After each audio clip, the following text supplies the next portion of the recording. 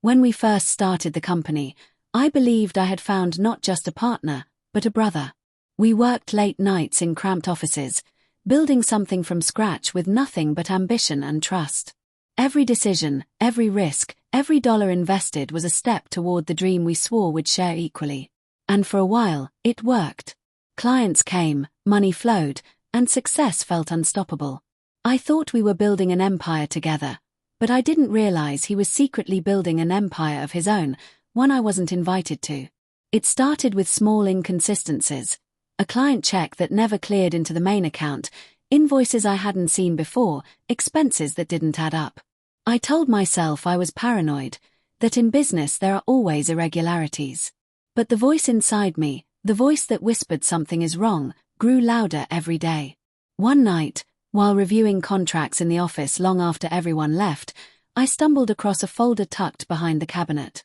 Inside were copies of contracts with clients I had never met, deals signed in my company's name, but the payments went to an account I didn't recognize. An account under his control. My heart pounded as I pieced the puzzle together. He wasn't just hiding money. He was siphoning millions from the very business we built together, laundering it into shell companies and private ventures I had no knowledge of. The man I trusted most had turned me into his front, his mask, while he secretly lived as the king of a hidden empire. And that night, I realized the brotherhood I thought we had was nothing more than a lie. The folder was only the beginning. Once I had seen those documents, I couldn't unsee them. Every line, every signature felt like a knife in my back. But I needed more than suspicion, I needed proof. So, I did what he never expected. I became as secretive as he was. Over the next weeks, I watched him carefully. I noticed how he always insisted on handling certain clients alone. How he rushed to close his laptop whenever I entered the room. How he avoided detailed financial discussions, brushing me off with phrases like, "Don't worry, I've got it under control." I started digging quietly. Late at night, I combed through digital records, bank statements, and email trails. It was like pulling a thread on a sweater. Once I started, everything unraveled. Shell companies with strange names, offshore accounts, real estate investments in cities I'd never been to. And all of it traced back to him. The most gut-wrenching discovery came when I confronted one of our longtime clients. Over coffee, I casually asked about a contract that had supposedly gone through me. The client looked confused and said, "But I already paid. Months ago. Directly to your partner." My stomach dropped. This wasn't just clever hiding, this was deliberate theft, betrayal on the deepest level. The scale of it was staggering. He wasn't just stealing small sums, he had siphoned off millions. 10, maybe 20 million over time. Money that could have expanded our company, secured our future, and rewarded the sleepless nights we had both endured. Instead, he funneled it into his secret empire.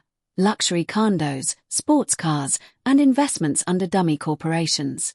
While I worked myself to exhaustion, believing we were in this together, he was using me as a cover. The anger was overwhelming. Every laugh we had shared, every promise of "we're in this together," replayed in my mind like poison. But with the anger came something sharper. Clarity. I now knew what I was up against. He wasn't just greedy, he was calculated, methodical, and ruthless. And if I wanted to bring him down, I had to be smarter. That night, as I stared at the growing mountain of evidence, one thought burned in my mind. He thinks I'm blind. He thinks I'll never see through him. But I will. And when I do, the empire he built on betrayal will collapse, and I'll be the one to expose him. By the time I had collected enough evidence, my anger had hardened into determination. I wasn't just going to confront him. I was going to expose him so completely that he'd never be able to hide behind another deal or another lie again. The plan started quietly. I worked with a forensic accountant who traced every suspicious transaction, every shell company, every offshore account back to him. The web he thought was untraceable began to look like a map, with his name glowing at the center. Piece by piece, we built a case so airtight that no denial could hold. Next came the authorities. With my lawyer, I submitted the full report to regulators, investigators, and even the tax authorities. Each agency found something of interest: fraud, embezzlement, money laundering. The empire he had built wasn't just immoral, it was illegal. But I wasn't done.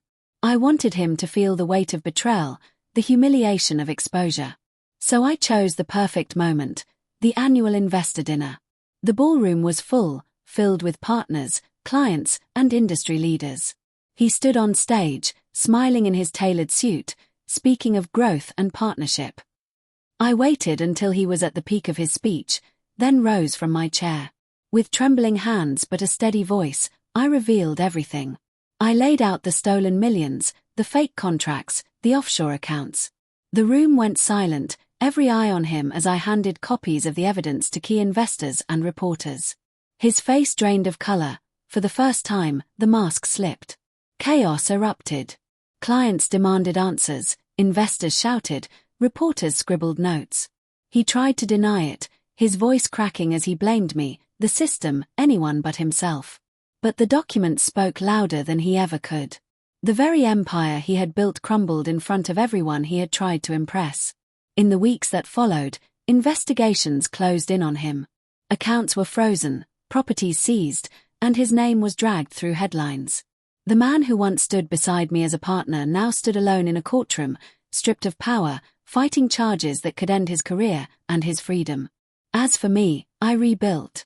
The business was scarred, but with time and transparency, I restored trust.